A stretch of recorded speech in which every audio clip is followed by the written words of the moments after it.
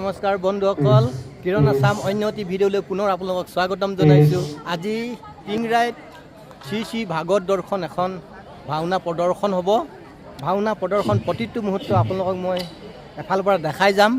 চাই যাব আপোনালোকে ভিডিঅ'টি প্ৰথমৰ পৰা শেষ মুহূৰ্তলৈ। যদি ভাল লাগে লাইক এটি কৰিব, ভাল লাগিলে কমেণ্ট কৰি জনাব, আৰু যিসকলে নতুনকৈ মোৰ ভিডিঅ'বিলাক চাইছে প্লিজ ছাবস্ক্ৰাইব কৰি ৰাখিব। এয়া চাওকচোন, আপোনালোকক মই দেখাইছোঁ নামঘৰৰ প্ৰথম ভাগ শ্ৰী শ্ৰী ভাগৱত দৰ্শন। আজি নাট মুকলি কৰা হ'ব। বহুত কণ শিশুসকলে পাঠ কৰিছে। প্ৰথমেই বন্তি এগছি জ্বলাই নমস্কাৰ জনাই লৈছোঁ। এই ৰথখনতেই ভাগৱত স্থাপনা কৰি আই ভক্তসকলে গায়ন বায়ন আদি কৰি বিভিন্ন সাংস্কৃতিক দলে টিংৰাই ৰাজপথত শোভাযাত্ৰা উলিয়াইছিল। প্ৰথমেই ভাৱৰীয়াসকলক কিদৰে মেকআপ কৰা হয় অকণমান আপোনালোকক দেখাই লৈছোঁ। তুমি কি পাঠ লৈছা? কাশ্যমণি লৈছে এজনে, ভাল লাগিছে। কিন্তু অভিশাপ নিদিবা, আশীৰ্বাদ দিবা। বৈশিষ্ট্যমণি কৰিছে এজনে, কিন্তু অভিশাপ নিদিবা দেই। এগৰাকী ৰম্ভা, এজন পৰীক্ষিত ৰজা।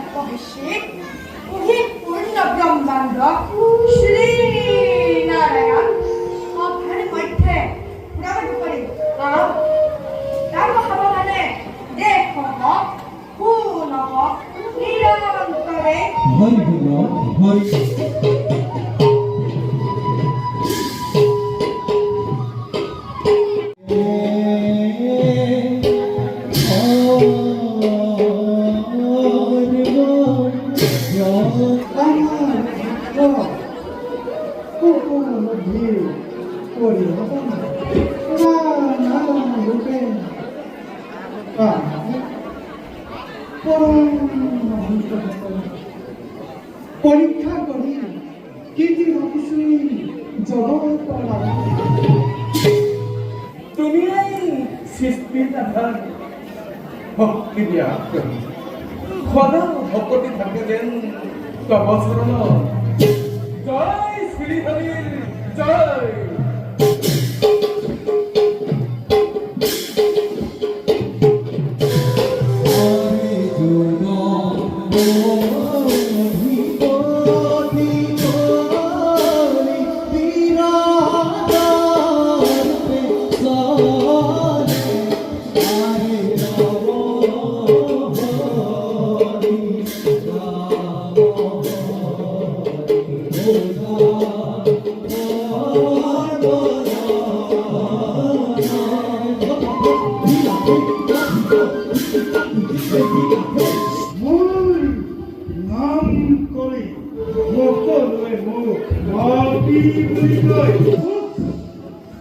পূজা নকৰে নৰসমাজে মই হেৰু নৰসমাজৰ অস্তিত্ব সমাজৰ অৱহেলা আৰু অনাদৰ মাজেদি মই মোৰ শক্তি বিস্তাৰ কৰি গুণ হেৰা মূৰ্খ মানৱ বৰ্তমান এই সংসাৰৰ সকল ক্ষমতাই কলিৰ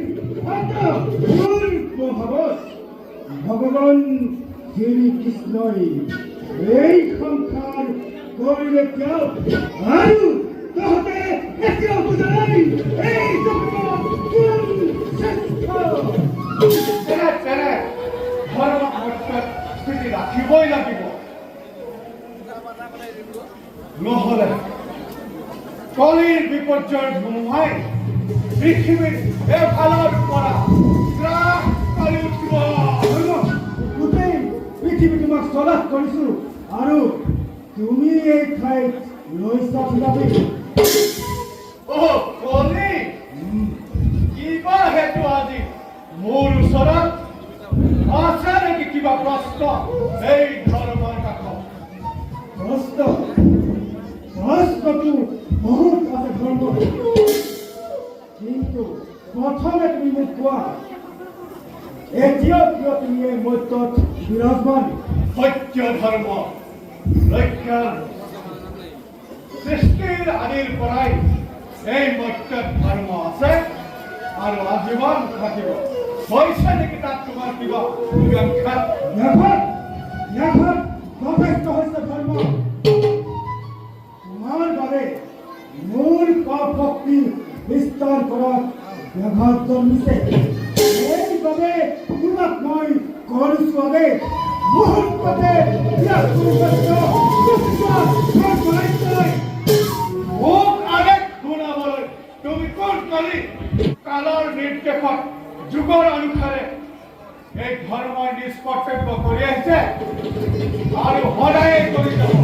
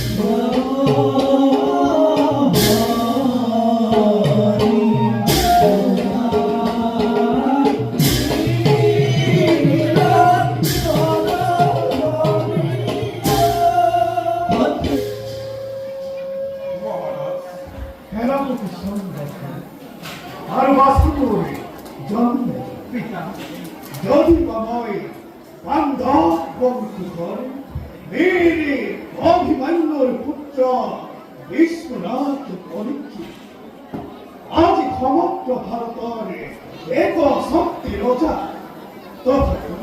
তথাপি মূল ভরান্তি অনক শান্তি নাই ধর্মপরায়ণ পিতামহ বান্ধবী স্বর্গলৈ গমন করার পরাই মোর মন একেবারে চঞ্চল হয়ে উঠিছে অমঙ্গল দেখি মোর মন একেবারে অস্থির হয়ে চলছে নিজকে চিন্তাত অস্থিৰ হৈছে কিয় আপুনি মহাৰাজ আপুনি সমগ্ৰ ভাৰতৰ এক ছত্ৰী ৰজা হৈ এনেদৰে চিন্তাত অস্থিৰ হলে বিশাল সাম্ৰাজ্য শৃংখলাবদ্ধভাৱে চলাব কেনেকৈ মহাৰাজ আপোনাৰ এনে ৰূপ দেখিলে শত্ৰুৱে বিদ্ৰোহ কৰিবলৈ চিন্তা কৰিব মহাৰাজ গতিকে সকলো মনৰ ভ্ৰান্তি দূৰ কৰি ৰাজ্য শাসনত মনোনিৱেশ কৰক মহাৰাজ কেনেদৰে অস্থিৰতা দেখিলে মোৰ হৃদয় একেবাৰে ভাঙি পৰিলা। পিতা, আপোনাৰ আদৰ্শ সংস্কাৰ ধৰ্মক নিৰূপিত কৰি জীৱনৰ শিক্ষা এতিয়া আপুনি যদি এনেদৰে ভাঙি পৰে মই নিজকে কিদৰে প্ৰকৃতি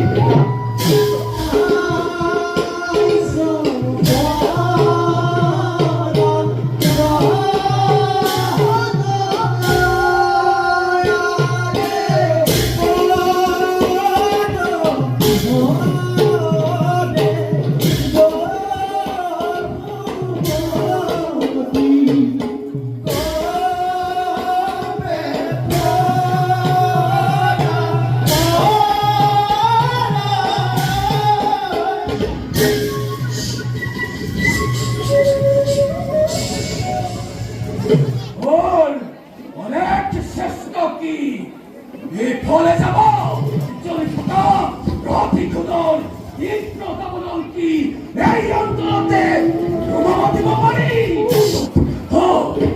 ক্ষেত্র মহাভারত অর্জুনক দংশন কৰিবৰ বাবে বহু চেষ্টা করিল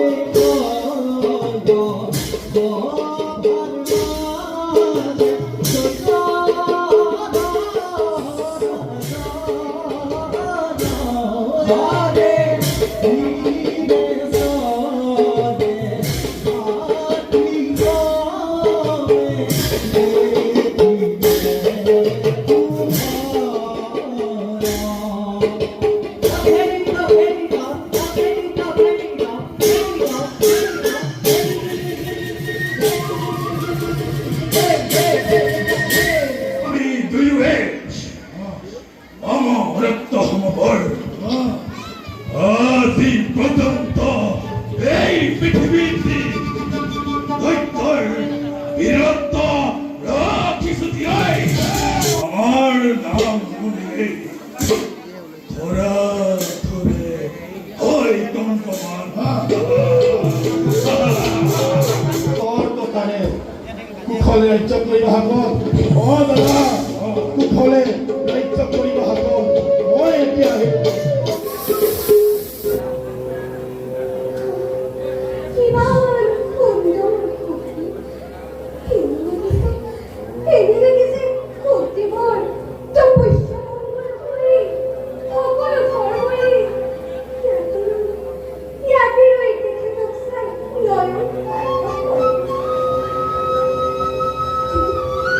কিন্তু সাৱধান ৰম্ভা তই তোৰ কৰ্তব্য সম্পূৰ্ণ কৰিবই লাগিব আহ্বান কৰ এইয়া তুমি কি কাৰ্য কৰিছা নেকি এই কাৰ্য নহয় উচিত যোৱা কিছু সময় জিৰণি লোৱা হ'ল নকৰিবি মনে প্ৰাণে সপিলো আপোনাৰ এতিয়া যদি মোৰ মনৰ কামনা পূৰণ নকৰে তেন্তে সুৰক্ষিত জীৱন আপোনাৰ বৃদ্ধা হ'ব মায়াময় অনিত্য সংসাৰৰ এই সংসাৰ কৰিবৰ বাবে যি পুৰুষে পৰম ব্ৰহ্ম ধ্যান নকৰে তেওঁৰে জীৱন ব্যৰ্থ। সকলো পাপ চকৰি কৰি মোক প্ৰেম দান দি কৃতাৰ্থ কৰে। তোৰ শিৰোমণি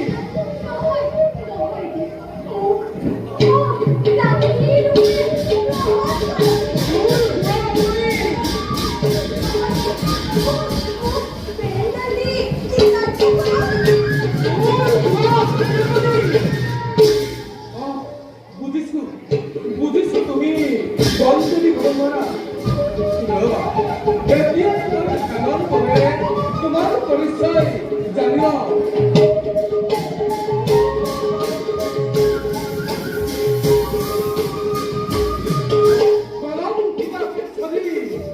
তুমি যি উদ্দেশ্যলৈ মূল কাষ চাপিব বিচাৰিছা সেই উদ্দেশ্য কেতিয়াও সফল নহয়। এই পবিত্ৰ আশ্ৰম চিলা দিনলৈ সুৰক্ষিত হ'ল।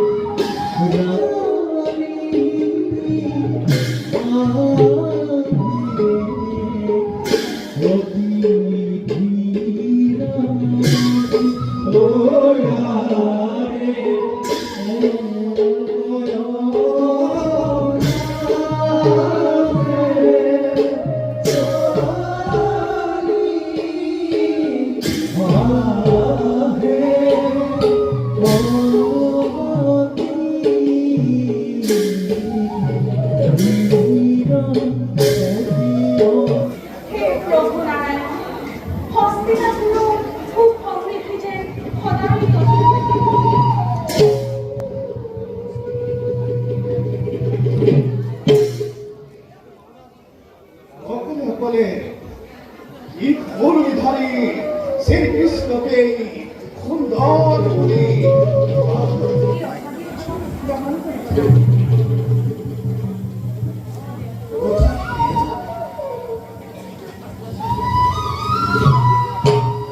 ভাগ্যৱতী আনন্দ এতিয়া বল আমি তোমাকে একে বিশ্বাস কৰি।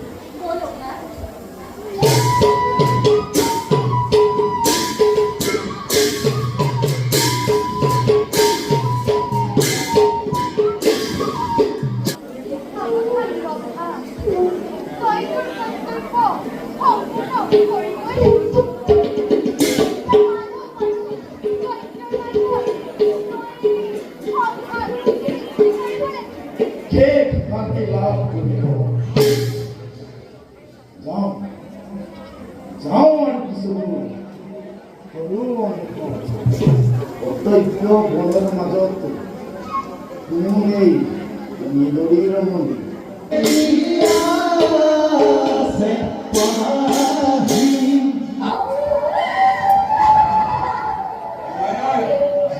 তুমি এয়া কি কৈছা? এই কাৰ্য মই মহাৰাজৰ আগত কিদৰে কৰিম প্ৰকাশ? কুমাৰ কুমাৰ কুমাৰ মই যে এতিয়া নিৰূপায় কুমাৰ, তুমিয়ে মোক উপায় দিয়া কুমাৰ। মই এতিয়া নিৰূপায় কুমাৰ। কুমাৰ তুমি ৰমণীক ভাজ্যৰূপে পৰাগ্ৰহণ কুমাৰ সতী ধৰ্ম ৰক্ষা কৰাটো ক্ষত্ৰিয়ৰ কৰ্তব্য আৰু নিজ কৰ্তব্য পালন কৰোঁতে হস্তিনাপুৰবাসী কেতিয়াও নহয় বিচলিত। তোমাৰ এই কাৰ্যত পিতা নিশ্চয় আনন্দিত হ'ব।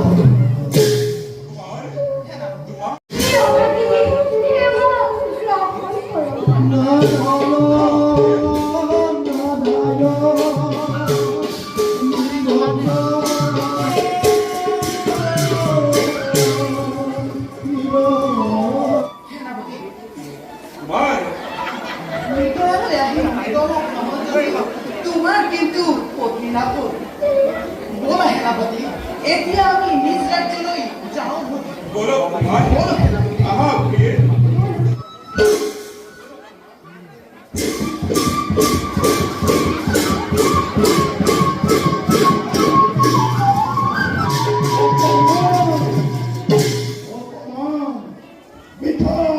অপমান অপমান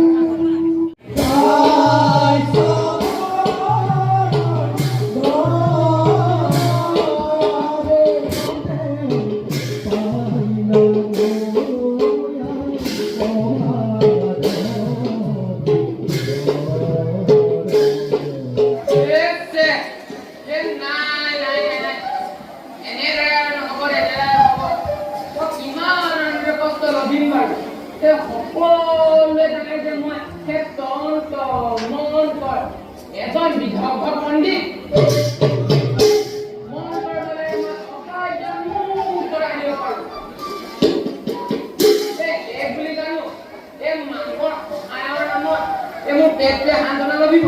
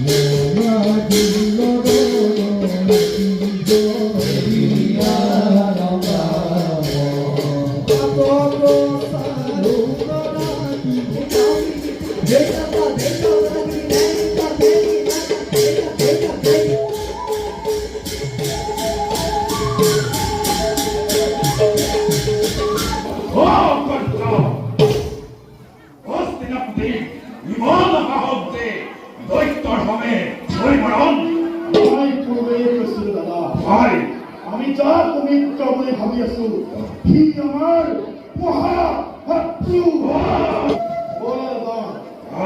ৰণযাত্ৰা কৰো আৰম্ভ। ঘোড়া জয়েৰ ধাৰে মেঘেৰ পাৰে